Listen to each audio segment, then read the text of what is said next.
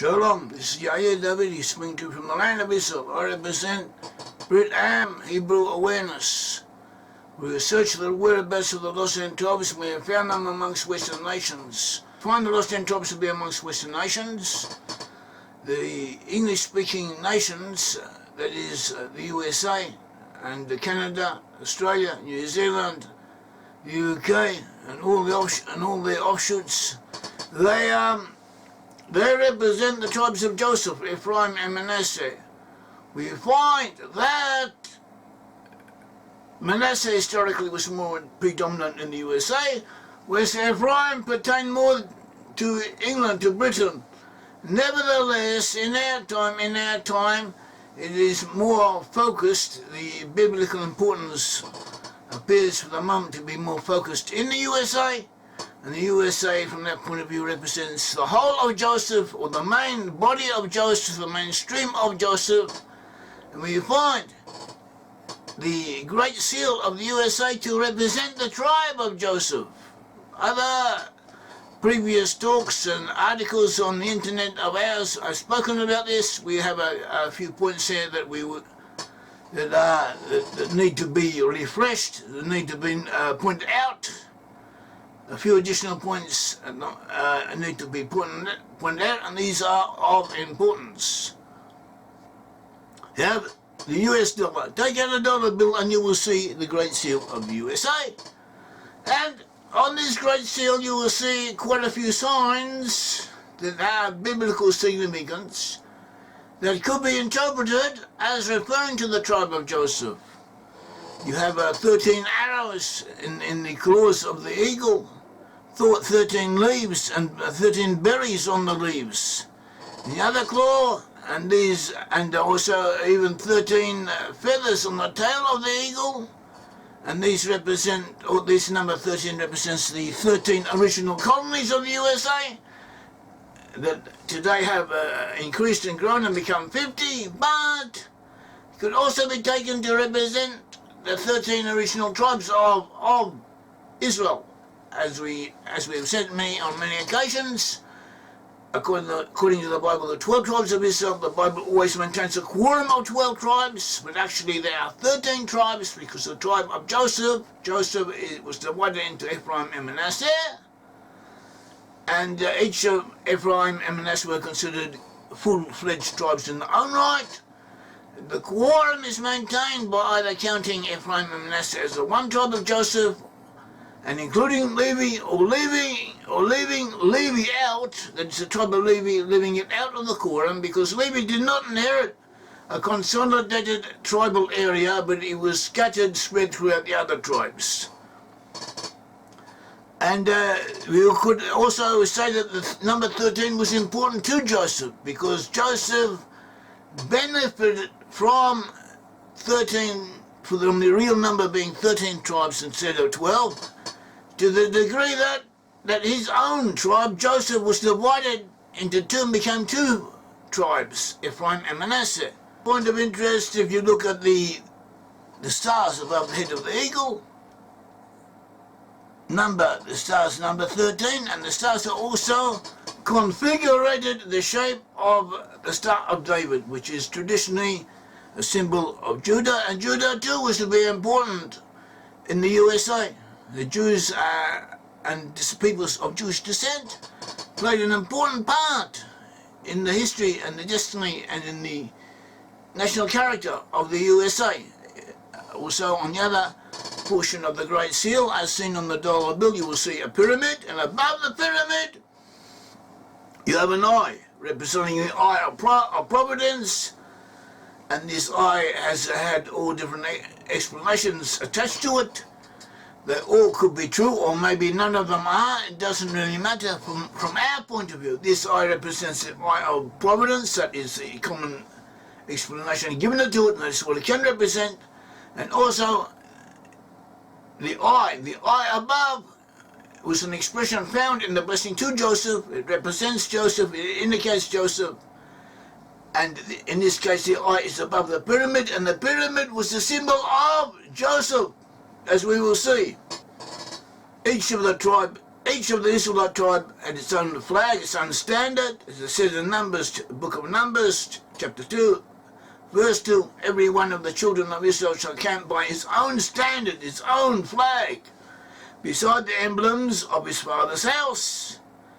And in addition to the emblems, each tribe having its own emblem. Not only that, but each tribe also had its own precious stone. And, the precious stone of each tribe was to be found on the breastplate. The chief priest, the high priest, when he in the performance of the temple service, he wore a breastplate, and on the breastplate there were 12 tribes, and on the breastplate there were 12 stones, and each stone was representing one of the Israelite tribes. It says in Exodus 28, verse 15 to 21, fashion a breastpiece for making decisions, the work of skilled hands. There are to be 12 stones, one for each of the names of the sons of Israel, each engraved like a seal with the name of one of the 12 tribes.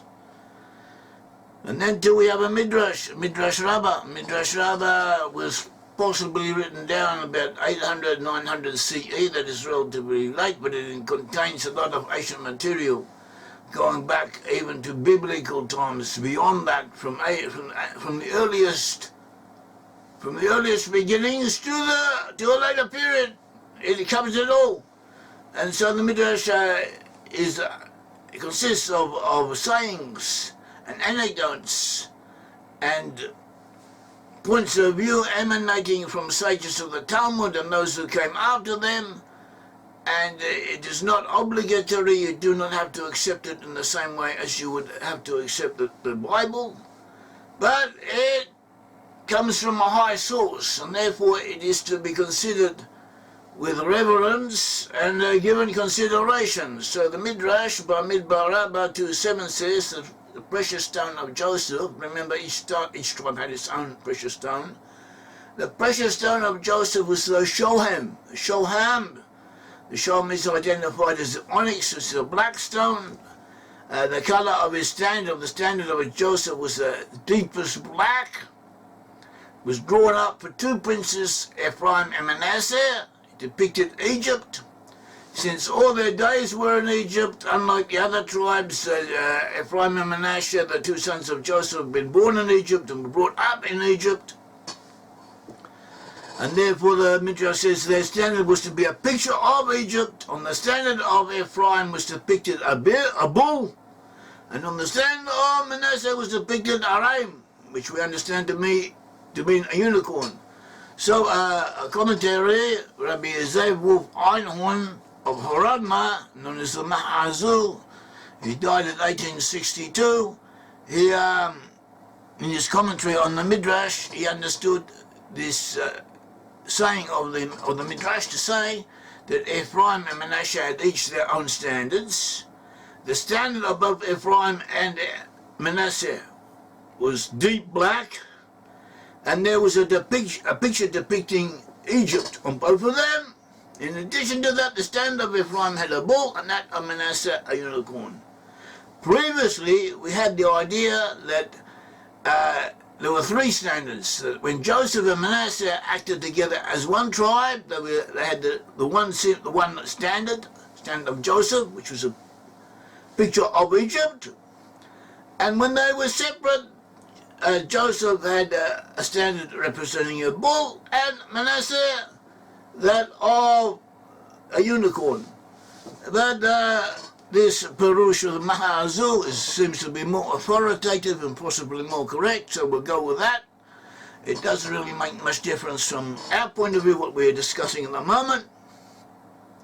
Just point out that the only image that when you see it, and you immediately think of Egypt unequivocally is a pyramid. So a picture of a pyramid is a picture representing Egypt, and it immediately recalls to mind the idea of Egypt, a pyramid. Case of the USA, on the Great Seal, as shown on the dollar bill, we have a pyramid. It shows a pyramid. And the pyramid represents the USA, and we identify the USA for other reasons with the tribes of Joseph, Ephraim, and Manasseh in our time. And above the pyramid is an eye, the picture of a seeing eye. And we have a blessing to Joseph where a seeing eye is mentioned, even though you won't find it in most English translations of the Bible, for reasons that, as we shall explain. If you look at, open up a Bible, see Genesis 49:22, it will say, Joseph is a fruitful bough, even a fruitful bough by a well is a fruitful branch by a well, actually more correctly a spring of water, whose branches run over the wall. That's what it usually says, or something along those lines. In Hebrew, it says that Joseph is a son of Ben Porat. Ben Porat, which has been translated as a fruitful branch, can also mean a powerful son. And this also is more correct, more pertinent to Joseph. Under the eye, the word translated, or the expression translated by a well, in Hebrew is alai ein, which we say means under the eye. And also says the daughters march forward for the sake of the bull.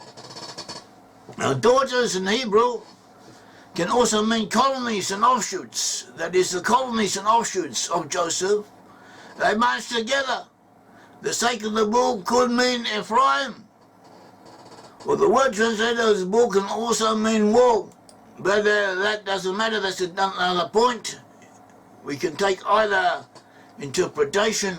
According to tradition, the Bible can be validly, it is valid, it is correct to translate the Bible, to understand the Bible in many different ways, as long as you do not contradict a legal decision based on a biblical verse. Otherwise, if you're only looking for the symbolic and other meaning, you can take the Hebrew verses as they are and interpret them as you understand them to be interpretable, as long as you are consistent with the Hebrew text. And we are. It says alai ein, expression that is translated as by a well. In Hebrew is alai ein. Alai ein. Ali is above or under the eye, or the eye above. Ein means eye. And eye in English, it is also probably the origin of the English word eye comes from ein. They are very similar, almost identical from a linguistic point of view. And that is where this English word comes from ein, from the Hebrew ein, as to many English words. The Talmud says alai ein on this expression alai ein, which we say means the eye above. The Talmud also seems to agree with us on this point. In the Talmud Barachot 20a, it says, do not read alai ein, eye above, but also above the eye. For over the seed of Joseph the evil eye does not prevail. That is, you have an evil eye. There's a concept of evil eye in folklore, in tradition, that some people of evil intent can, as if to say, put a jinx on another person through some type of psychic control, psychic powers that they have. They can put a jinx on another person by looking at them with evil intent. So whether you accept this or not doesn't really matter, because some people do, and it does seem to have an effect with some people, with certain individuals. And according to tradition, this evil eye would not prevail over descendants of Joseph. And the Talmudic text is referring to this. It says, do not read eye above, alai ein, but uli ein, that is above the eye, for over the seed of Joseph the evil eye does not prevail. At all events, it is speaking about an eye, and is speaking about an eye above, and it is giving an additional explanation for this expression, which does not contradict our own, but adds to it. And another portion of the Talmud says alai ein, eye above, the eye that did not want to enjoy and feed on what was not his. That was when Joseph refused to be seduced by the wife of Potiphar.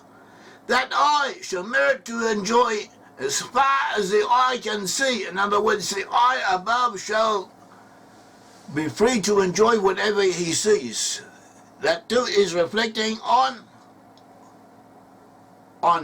Joseph, that he will have an eye above. He will enjoy the eye above, and the eye above in the Great Seal is shown above the pyramid. To repeat, the Talmud says that alay eye means not only eye above, but also above the eye.